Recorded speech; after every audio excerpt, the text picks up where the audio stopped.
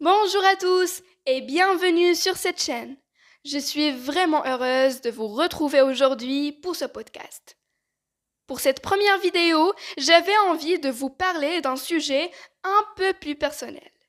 Mes habitudes, mon rythme de vie, mon temps libre et plus généralement la manière dont j'organise mes journées.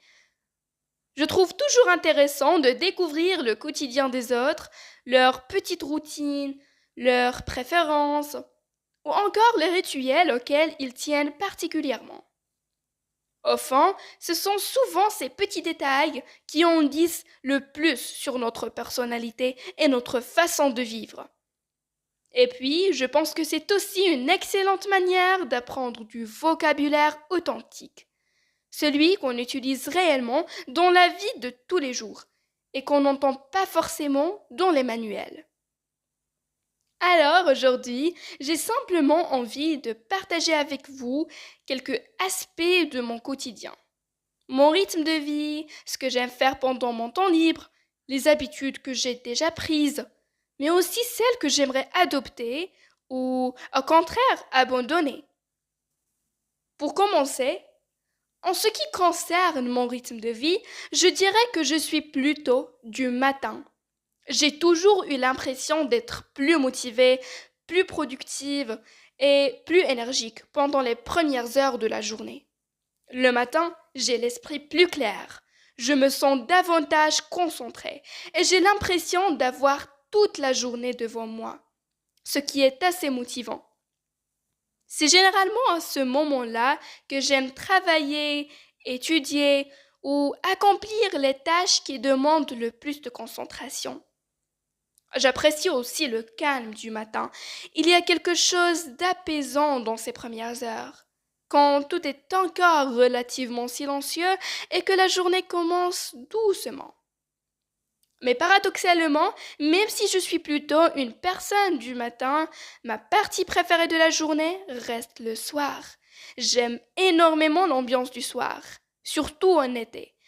Quand il fait un peu plus frais et que l'on peut enfin profiter de l'extérieur sans souffrir de la chaleur, c'est souvent le moment où je sors prendre l'air, me promener avec des amis ou simplement marcher tranquillement pour me détendre après une longue journée. Et quand je reste à la maison, j'aime aussi profiter de cette atmosphère plus calme pour lire, regarder quelque chose qui m'intéresse ou tout simplement passer du temps avec ma famille. Le soir a quelque chose de réconfortant. C'est le moment où l'on ralentit, où l'on laisse derrière soi les obligations de la journée pour enfin se détendre et profiter des petites choses simples. D'ailleurs, contrairement à beaucoup de personnes aujourd'hui, la première chose que je fais en me réveillant n'est pas forcément de prendre mon téléphone. J'aime plutôt prendre quelques minutes pour moi, réfléchir tranquillement et organiser ma journée dans ma tête. Je pense à ce que j'ai à accomplir, aux tâches les plus importantes ou simplement à la manière dont j'aimerais que ma journée se déroule. Je trouve que ce petit moment de réflexion m'aide à commencer la journée plus sereinement et avec un objectif clair en tête. Bien sûr, il m'arrive aussi de regarder mon téléphone assez tôt, comme tout le monde, mais j'essaye de ne pas en faire un réflexe automatique dès que j'ouvre les yeux. J'ai l'impression que commencer la journée en étant immédiatement bombardé de notifications, de messages ou de contenus sur les réseaux sociaux peut parfois être assez envahissant. Au contraire, j'aime préserver ces premières minutes de calme pour moi-même, avant de me plonger dans le reste du monde. Et je trouve que cela influence positivement mon humeur et ma productivité pour le reste de la journée. En ce qui concerne l'organisation, je dirais que je préfère largement avoir une routine bien établie, plutôt que de faire les choses au feeling. J'aime savoir à l'avance ce que j'ai à faire, comment je vais organiser mon temps et quelles sont mes priorités pour la journée. Cela m'aide à être plus productive et à profiter de mon temps de manière plus efficace.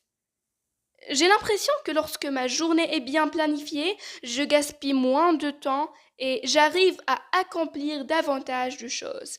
Et surtout, cela me permet de profiter pleinement de mon temps libre, sans culpabiliser ou avoir l'impression d'avoir laissé des tâches importantes de côté. À l'inverse, quand je fais les choses au feeling, cela ne fonctionne pas toujours très bien pour moi. Il y a des jours où je me sens démotivée, où je manque d'énergie, où je n'ai simplement envie de rien faire. Et dans ces moments-là, si je n'ai pas de structure ou d'objectif précis, je peux facilement perdre mon temps sans m'en rendre compte. Alors qu'une journée bien organisée m'encourage d'une certaine manière à rester disciplinée et à faire ce que j'avais prévu, même lorsque la motivation n'est pas forcément au rendez-vous. Parce qu'au fond, je pense que la discipline est souvent plus fiable que la motivation, qui, elle, peut varier d'un jour à l'autre. Par ailleurs, je préfère aussi les journées calmes et tranquilles à la maison, plutôt que les journées trop chargées ou les emplois du temps surchargés. J'aime prendre mon temps, faire les choses sans me presser et ne pas avoir l'impression d'être constamment en train de courir après le temps. Je me sens généralement plus détendue, de meilleure humeur et beaucoup plus à l'aise dans ce genre d'environnement. J'apprécie les moments simples, le calme et le fait de pouvoir avancer à mon propre rythme. Bien sûr, sortir de temps en temps ou avoir des journées plus actives peut être agréable, mais si je devais choisir, je dirais sans hésiter que je préfère les journées paisibles à la maison, loin du stress et de l'agitation. En ce qui concerne mon temps libre, j'aime faire beaucoup de choses différentes, même si ce sont souvent des activités assez simples. J'aime sortir avec mes amis, aller me promener ou simplement prendre l'air, surtout le soir quand il fait plus frais et que l'ambiance est plus calme. J'aime aussi passer du temps avec ma famille, discuter avec eux, regarder un film ensemble ou simplement profiter de leur présence fait partie des moments que j'apprécie le plus. Parfois, j'aime aussi prendre un moment pour discuter avec mes amis en ligne, même si nous ne nous voyons pas toujours en personne, j'aime garder le contact et échanger avec elles. J'aime également écouter de la musique et chanter. C'est quelque chose qui me met immédiatement de bonne humeur et qui m'aide à me détendre. Je lis aussi de temps en temps, même si, honnêtement, je ne le fais pas aussi souvent que je le voudrais. J'essaie progressivement de prendre cette habitude et de lui accorder plus de place dans mon quotidien. J'aime aussi faire du scrapbooking. Je trouve que c'est une activité à la fois créative et relaxante, qui me permet de conserver de beaux souvenirs et d'exprimer ma créativité. Et bien sûr, j'aime écouter des podcasts, surtout en français.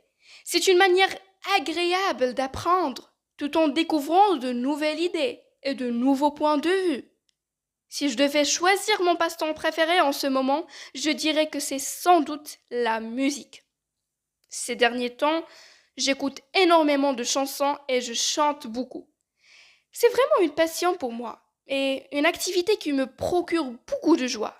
La mesure a ce pouvoir de changer mon humeur, de me donner de l'énergie. Il y a aussi une activité que j'aimerais beaucoup essayer un jour. Apprendre une nouvelle langue, en particulier l'espagnol. J'ai toujours trouvé cette langue magnifique et l'idée de l'apprendre m'attire depuis longtemps. Mais pour être honnête, je n'ai jamais vraiment osé me lancer. J'ai souvent l'impression de manquer de temps. Je trouve déjà difficile de concilier toutes les choses que j'ai à faire au quotidien et de trouver du temps pour mes objectifs actuels. Alors, commencer une nouvelle langue me semble parfois être un projet un peu ambitieux. Mais qui sait, peut-être qu'un jour, quand j'aurai davantage de temps ou de confiance, je finirai par franchir le pas. Enfin, s'il y a une bonne habitude que j'aimerais adopter à l'avenir, Ce serait sans doute le journaling, c'est-à-dire le fait d'écrire régulièrement dans un journal. Je vois beaucoup de personnes qui pratiquent cela et qui expliquent à quel point cette habitude les aide à organiser leurs pensées, à mieux gérer leurs émotions ou simplement à prendre du recul sur leur quotidien. Pour être honnête, je n'ai jamais vraiment essayé parce que cela m'a toujours semblé un peu ennuyeux. Je ne suis pas quelqu'un qui aime particulièrement écrire sur sa vie ou ses sentiments, mais malgré tout, j'aimerais bien tenter l'expérience un jour. Et pour finir, s'il y a une mauvaise habitude que j'aimerais vraiment abandonner, ce serait, sans la moindre hésitation, passer trop de temps sur Instagram. Franchement, c'est 1000% ma réponse. Je pense que, comme beaucoup de gens aujourd'hui, j'ai parfois tendance à ouvrir Instagram juste pour quelques minutes. Et finalement, je me rends compte qu'une heure, voire plus, s'est déjà écoulée. Le temps passe incroyablement vite sans qu'on s'en aperçoive. Et même si les réseaux sociaux ont aussi des aspects positifs, j'ai parfois l'impression qu'ils me font perdre un temps précieux que je pourrais consacrer à d'autres activités qui m'apportent davantage sur le long terme.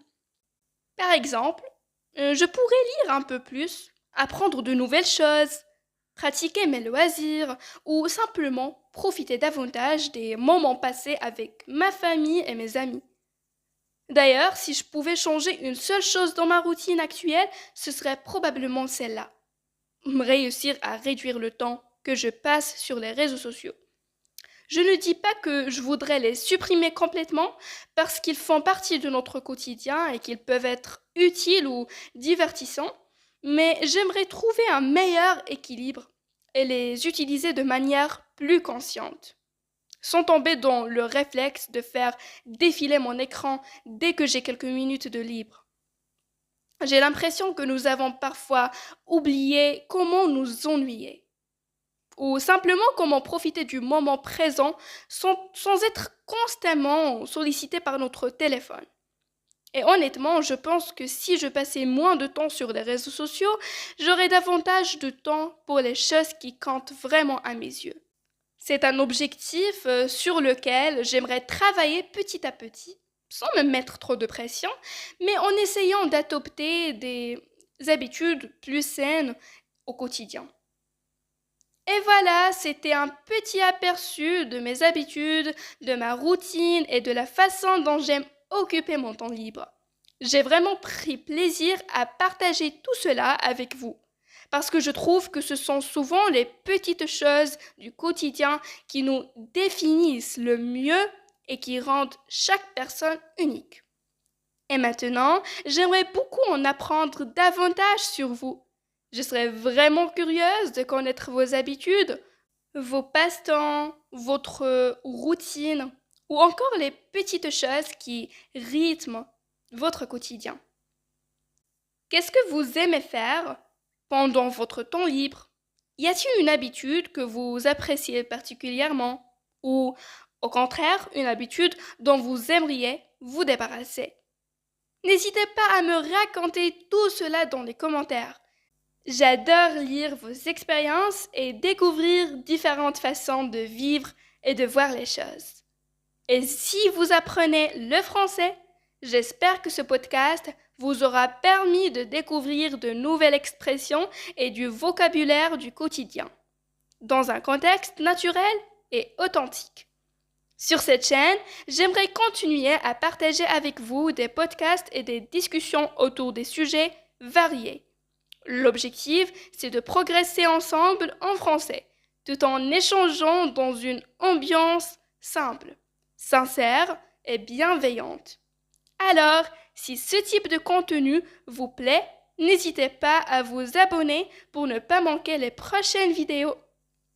Merci beaucoup d'avoir passé ce moment avec moi et je vous dis à très bientôt pour un nouveau podcast.